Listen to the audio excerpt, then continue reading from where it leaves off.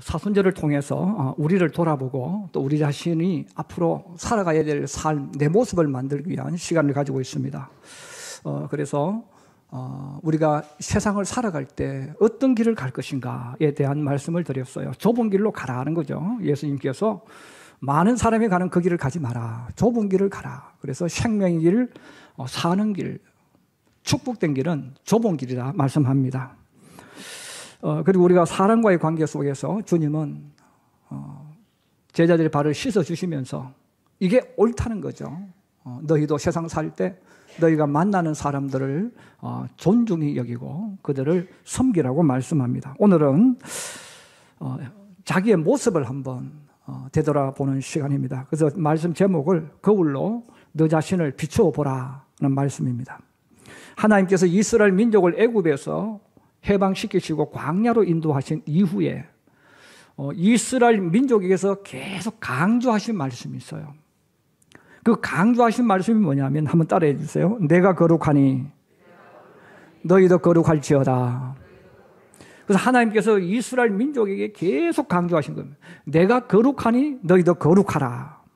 이게 하나님은 거룩한 분이므로 이스라엘 백성들이 거룩하라는 거예요. 자, 이것은 주님이 내게 주신 사명이기도 해요. 이것은 내 스스로가 거룩하도록 만들어 가라는 책임이고 의무를 주신 말씀이기도 합니다. 이런 거룩이라는 단어는 조용하다는 것을 말하는 것이 아닙니다. 거룩은 구별된 곳에 있으라는 거예요. 죄 없는 곳에 있으라는 겁니다. 죄에서 떨어지라는 거죠. 더럽혀져 있는 것을 씻어서 깨끗해지라는 거죠. 바로 그 뜻은 하나님 앞에 선다는 뜻입니다. 하나님 편에 서는 거죠. 주님 앞에 서는 것. 그러므로 하나님은 이스라엘 민족에게 내가 거룩한이기 때문에 너희도 거룩하게 만들어 가라고 말씀을 하셨습니다. 오늘 예수님께서 바로 우리의 모습을 보여주셨죠. 많은 사람들이 거룩하기를 원하지만 거룩하지를 못해요. 그 이유는 자신을 바라보지 않기 때문에 그렇습니다. 오늘 예수님께서도 어찌하여 형제의 눈 속에 있는 티는 보고 너의 눈 속에 있는 들보는 깨닫지 못하느냐 이렇게 말씀하셨어요. 티는 아주 작은 것. 세밀하게 보지 않으면 보지 못하는 거죠. 반대로 들보는 보여지는 거죠. 집에도 들보가 있지 않습니까? 눈에 보여지는 거죠. 바로 오늘 주님은 세상을 살아가는 우리 신앙인들에게 그 말씀하는 거예요. 너 형제의 눈에 있는 그 티를 보고 비판하지 말라는 거죠. 왜냐하면 너는 들보가 너의 속에 있다 하는 말씀을 해 주었습니다. 그런데 우리 하나님께서 사람을 만드실 때 사람은 앞을 보도록 만들었어요. 그래서 사람은 자꾸 앞만 보는 거예요. 자, 앞을 보게 되니까 내 앞에 있는 사람을 보게 되어지고 또 내 앞에 있는 환경을 보게 되어지고 항상 앞에 있는 무엇을 보는 겁니다. 앞에 있는 보니까 자기도 모르게 자꾸만 앞에 있는 것만 이야기하는 거예요. 그런데 오늘 예수님께서 너 자신을 봐. 너의 눈 속에 들보가 있어. 들보를 보라고 이야기하는 거예요. 그럼 여러분 내 자신을 보려면 어떻게 해야 됩니까? 내 힘으로는 못 보는 거예요. 거울로 비춰봐야 돼요. 옛날에는 구리로 거울을 만들었어요. 그래서 사도 바울이 희미한 것처럼 보인다는 단어를 쓰잖아요. 거울로 보는데 희미해요. 왜? 옛날에 동으로 구리로 만들었기 때문에 내가 아무리 닦아도 지금처럼 보이지 않습니다. 지금 우리는 거울로 된 유리로 된 거울을 보잖아요. 그래서 자기를 보면 너무 잘 보여요. 이것처럼 우리 성도들도 하나님의 말씀의 거울로 자기를 봐야 됩니다. 하나님의 말씀의 거울로 나를 보면 내 모습이 다 나타나는 거예요.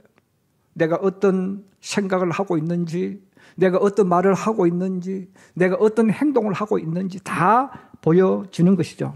그러면 오늘 예수님께서 하나님을 믿는 사람들에게 이 말씀을 하는 거예요. 제자들에게 이 말씀을 하는 거예요. 우리는 세상 살면서 앞만 보고 살아왔지 자기 모습은 모르고 살아왔어요. 자기 모습을 모르고 살아왔기 때문에 사실 나에 대해서 가장 모르는 사람이 누구인가? 자기 자신입니다. 내가 나에 대해서 가장 잘 안다고 대부분 착각하며 살아가지만 실제로 나에 대해서 가장 모르는 사람이 내 자신입니다. 왜? 내가 나를 본 적이 없거든요. 내 마음을 내가 본 적이 없잖아요. 내가 하는 행동을 내가 본 적이 없잖아요. 그건 나에 대해서 모르는 거예요. 여러분, 대부분의 사람들이 왜 평범하게 살까요? 왜 불행하게 자기를 만들어 갈까요? 자기를 모르는 거예요. 자기를 못 보는 거예요. 근데 못 보기 때문에 내가 하는 것이 옳은 줄 알고 살고 내가 하는 이것이 바른 줄 알고 우리는 살아갑니다. 오늘 주님께서 바로 거울로 너 자신을 보아서 너의 눈 속에 있는 들보를 보라. 이 말씀을 해 주셨어요. 그러면 자기 자신을 보지 못하는 사람은 어떻게 살아갈까? 어떤 행동을 살아갈까? 오늘 예수님께서 그렇게 말씀합니다. 형제를 비판하며 살게 된다.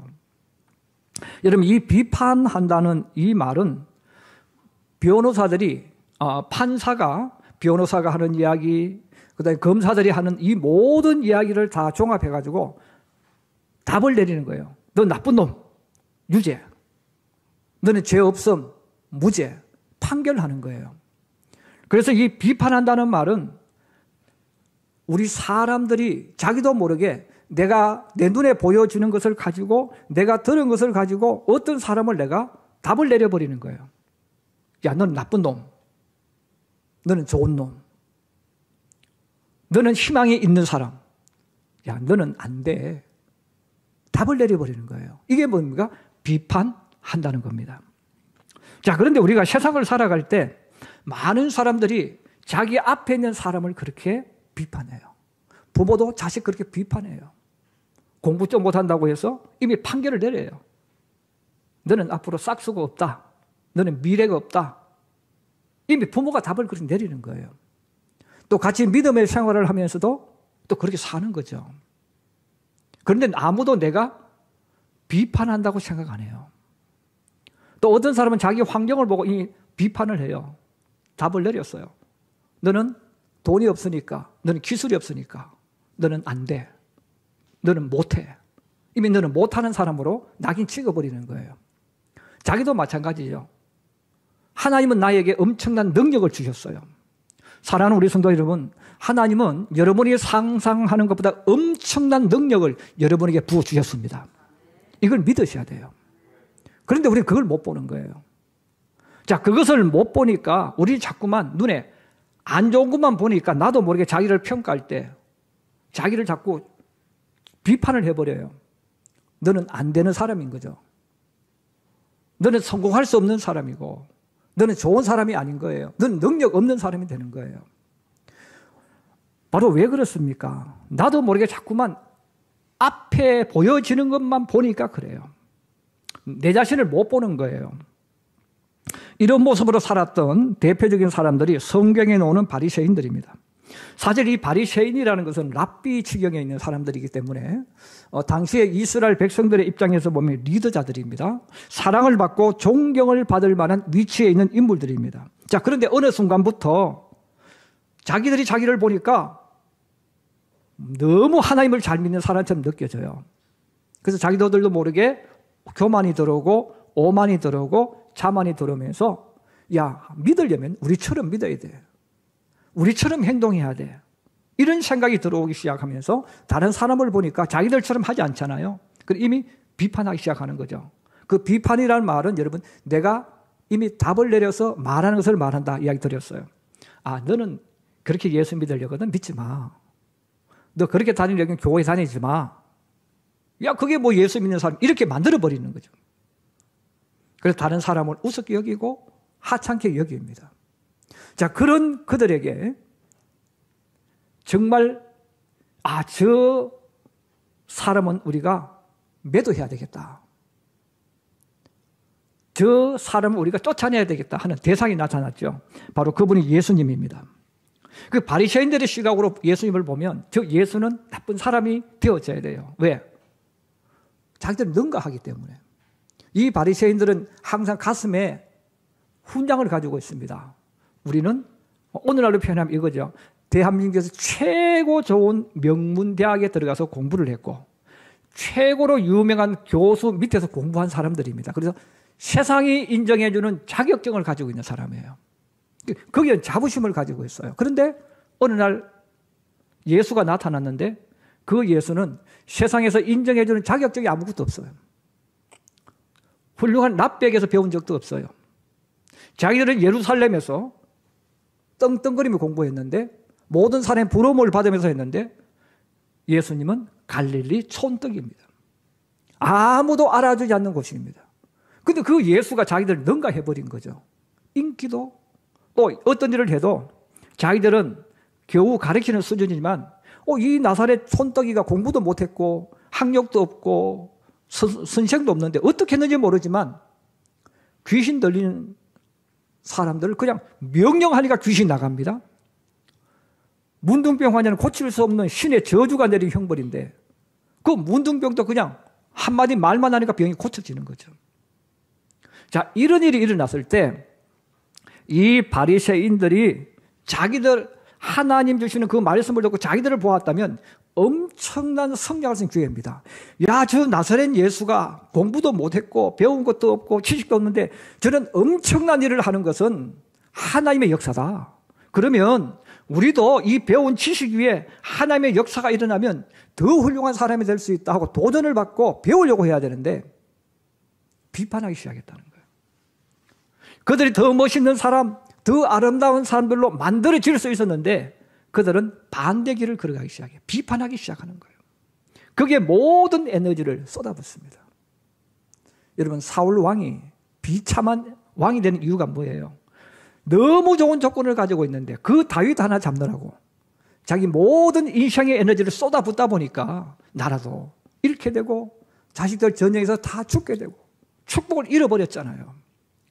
사울이 그 좋은 체격과 모든 것을 가지고 있었다면 다윗을 통해서 내가 주님을 더 열심히 믿어야 되겠다 배우고 받아들였다면 그는 멋진 왕이 됐을 거예요. 그런데 비판하고 쫓는데 인생을 소진해버리니까 더 낮아지고 비참한 사람이 되어지는 거예요.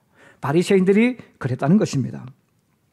그러므로 이 바리새인들은 자기들을 더 성장시키고 저 나사렛 예수는 보니까 배운 것은 없어도 정말 기도하는 사람이구나. 기도하면 이런 능력이 나타나는구나. 우리도 기도하자 하고 기도했다면 더 존경받고 하나님 축복하는 인물이 되었을 거예요. 근데 전부 다 어디에 쏟습니까? 예수를 비판하는데 지식 모두 쏟아붓는 거예요. 성경에 보면 많은 것이 나오는데 저는 세 가지를 잠깐 이야기하려고 합니다. 첫째는 안식일 날 예수님이 손 마른 사람을 고쳐주셨고 귀신 들린 사람을 고쳐주셨어요. 마태복음 12장 24절에 말씀합니다. 자, 예수가 귀신을 쫓아내 주었어요. 그 사람을 해방 준 거예요. 근데 그들이 예수를 비판하잖아요. 왜? 죽이려고. 예수를 나쁜 사람으로 우리들의 인기를 빼앗아간 원수고 적이기 때문에 그 예수를 무너뜨리려고 비판을 하는 거예요. 그럼 어떤 비판을 합니까? 마태복음은 그렇게 말합니다. 예수가 귀신의 왕 바알세불을 힘입어서 귀신을 쫓아냈다. 그럼 이 말은 뭐예요? 여러 백성들이요, 저 예수 사기꾼이에요. 그럼 저 예수가 누구냐? 여러분, 귀신의 왕 바알세불의 힘을 빌었다는 말은 무슨 말입니까? 저 예수 귀신의 왕의 부하요. 그리고 그 말은 좀 더 극단적으로 뭡니까? 예수는 귀신이라는, 귀신 들린 사람이라는 거예요. 이건 귀신이 귀신을 쫓아냈다는 거예요.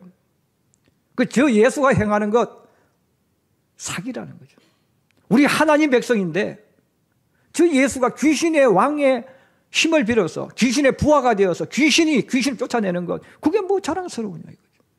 그 예수는 귀신 들린 자, 바알세불의 부하라고 프레임을 씌워버린 거예요. 둘째는 예수님과 제자들이 금식을 하지 않고 포도주와 음식을 먹었어요. 그리고 세리들과 함께 밥을 먹습니다. 자, 그래서 또다시 예수를 나쁜 사람으로 만드는 거죠. 마태복음 11장 19절에 말합니다. 예수는 먹기를 탐하고 포도주를 즐기는 사람.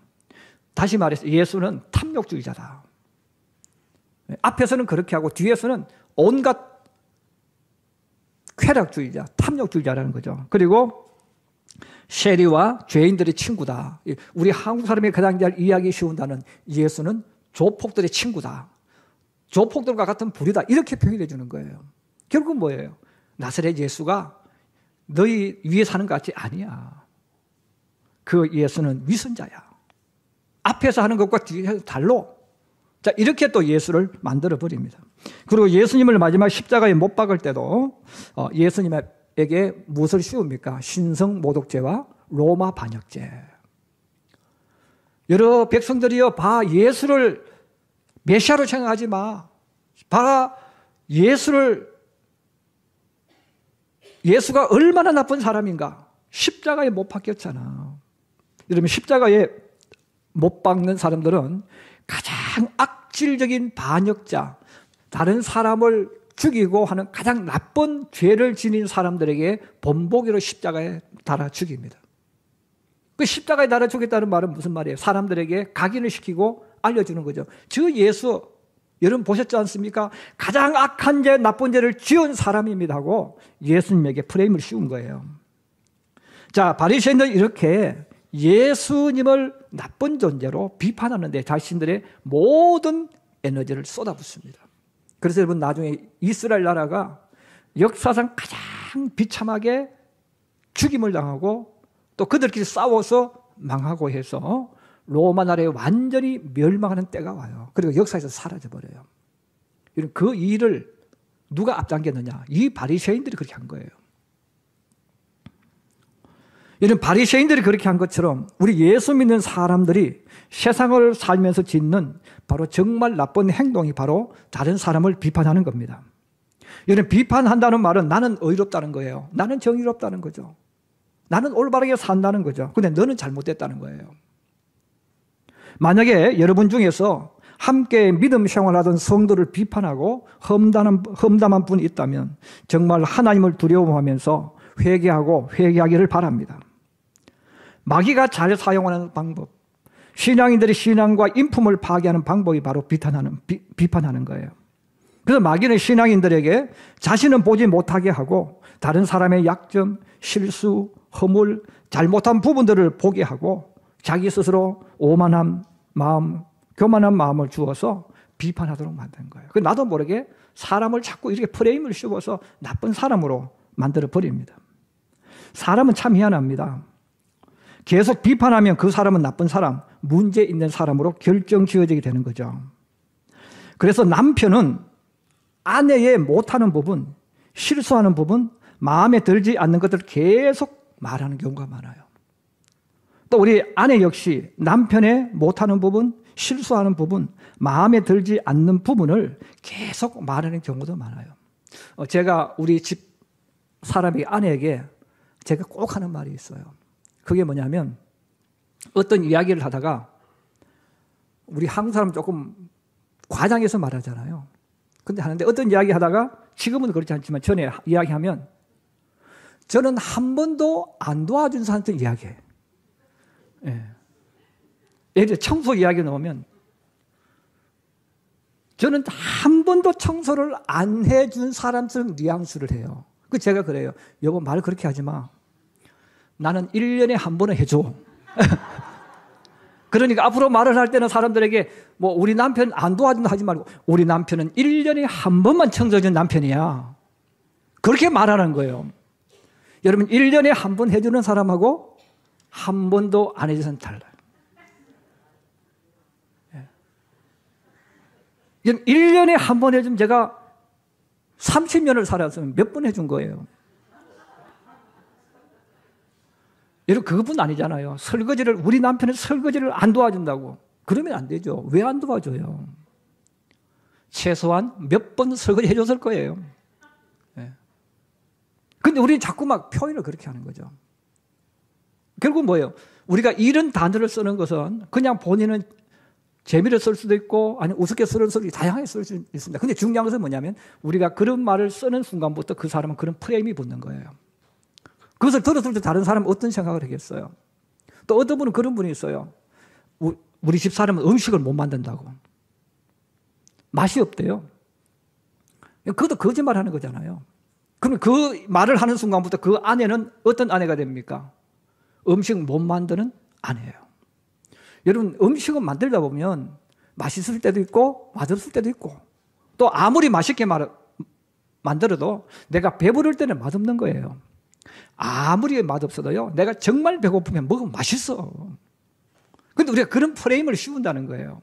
그러니까 부부끼리 싸우고 이렇게 합니다. 오늘 예수님께서 말씀하는 거예요. 한번 따라해 주세요. 거울로 너의 눈 속에 있는 들보를 보아라. 예, 이 중요한 말씀이에요. 바로 거울로 너의 눈 속에 그 들보를 보고 그래야지 형제의 눈 속에 티를 보지 마라. 아내의 눈 속에 있는 티를 보지 말고 남편의 눈에 있는 티를 보지 말라는 거예요. 요즘 많은 사람들이 결혼한 이후에 후회하는 것을 많이 듣습니다. 남자는 아내가 하는 행동이 마음에 들지 않아서 결혼한 것을 후회하고 아내는 남편이 하는 행동이 마음에 들지 않아서 결혼한 것을 후회하고 말을 하는 거예요. 그런데 여러분, 예수님은 오늘 우리에게 이렇게 표현해 주신 거예요. 너의 아내는 눈 속에 티가 있지만 내 눈 속에는 들보가 있다. 너의 남편의 눈 속에는 티가 들어있지만 내 눈 속에는 들보가 들어있다라고 말씀해 주는 거예요. 자신의 인생이 불행한 것은 상대방을 잘못 만나서 되어진 것도 있지만 예수님은 오늘 말씀하는 거예요. 너 자신이 더 많은 문제가 있기 때문에 너가 너를 불행하게 만들고 있다고 말씀해 주는 겁니다. 사랑하는 우리 성도 여러분, 여러분의 눈 속에 들보가 있음을 깨닫기를 주의 이름으로 축복합니다. 그래서 우리가 거울로, 말씀의 거울로 나를 보고, 내 눈 속에 들보가 있고 내 앞에 있는 형제, 내가 함께 인생을 살아가는 내 배우자, 내가 가장 가깝게 만나는 그 친구, 이 친구의 눈 속에는 티가 있다는 것을 보는 사람은 행동이 달라져요. 어떤 행동이 나타납니까? 존중해 주는 거예요. 그리고 여러분, 존중해 준다는 말은 무시하지 않는다는 거예요. 우리가 말을 가지고 부부끼리도 함부로 내뱉을 때가 있어요. 친구끼리도 팅팅거릴 때가 있어요. 그 이유는 뭐예요? 내 속에 나도 모르게 무시하는 거예요. 업신하는 거예요. 부부도 똑같아요. 나도 모르게 부부끼리 서로 무시하고 업신 여기기 때문에 말이 그렇게 나오죠. 여러분, 존중하면 내가 겸손해져요. 여러분, 내가 겸손해져서 상대방의 말을 듣게 되어지고 또 상대방의 장점을 받아들여서 내 것으로 만들게 돼요. 저는 우리 평택시민교회 장로들을 바라볼 때 늘 감사하고 감사를 해요. 왜냐하면 우리 장로들도 실수할 때가 있어요. 부족한 부분이 있어요. 자, 그럼에도 불구하고 저는 주님 앞에 기도할 때 그렇게 기도를 하고 또 제가 성경을 봐도 그게 맞습니다. 그게 뭐냐면 우리 장로님들은 저보다 더 훌륭한 분들이에요. 장로님들이 저보다 더 훌륭한 분들이에요. 저는 이걸 인정하고 고백하는 거예요. 여러분, 저보다 더 훌륭한 분이 실수했어요? 부족했어요. 자, 그렇다고 해서 제가 허물이 더 많은 제가 내 눈 속에 들보를 가진 제가 그분들에게 바꾸라고 잘못했다고 말할 수 있습니까? 말할 수 없죠. 여러분, 부부도 똑같아요. 하나님의 부부를 만나게 하셨을 때도 부부는 똑같은 스타일보다는 대부분 반대입니다. 어느 쪽은 급하고 어느 쪽은 늦어요. 자, 그랬을 때 우리는 서로 이것을 통해서 자기를 보고 배워야 되는 거예요. 성질 급한 사람은 느긋하게 하는 남편을 보고 아내를 보고 배워야 돼요. 천천히 해도 되는구나. 내가 천천히 하는 여유를 가질 수 있어야 돼요. 반대로 말하면 또 느리게 하는 남편은 또 아내는 빠르게 하는 모습을 보면 때로는 내가 빨리도 해야 되는구나. 그래서 배우는 거예요. 그것을 배울 수 있는 사람은 누굽니까? 거울로 자기 모습을 볼 수 있고 내 배우자가 내 앞에 있는 사람이 나보다 더 훌륭하다고 내가 답을 내려줄 때에 우리 결정이 나오는 거예요.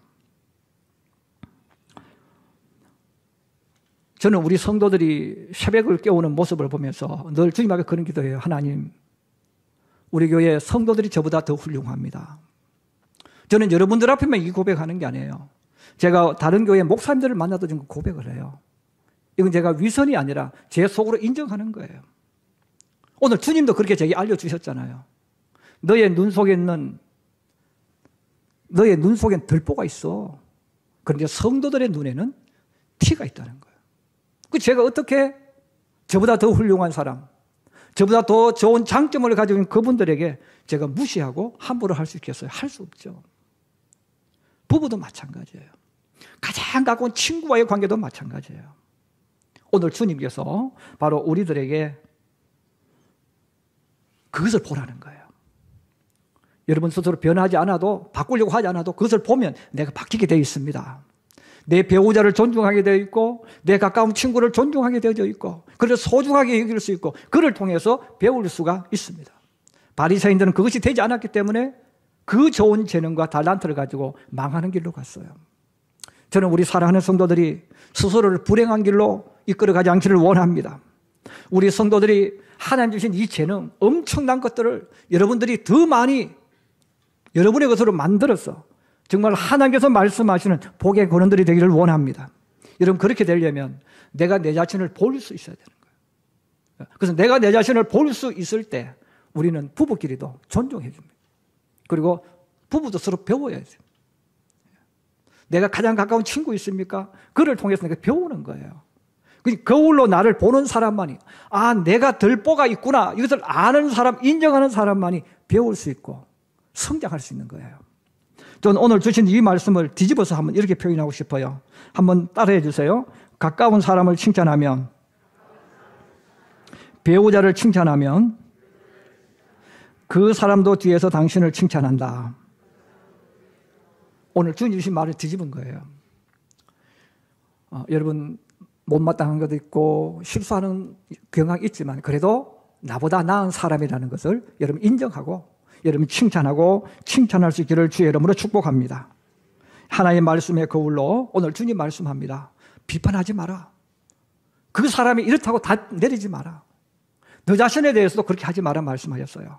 이 말씀을 가슴에 품고 여러분의 삶을 열어가고 만들어가는 하나님의 사람, 예수의 사람들이 되기를 주의 이름으로 축복합니다.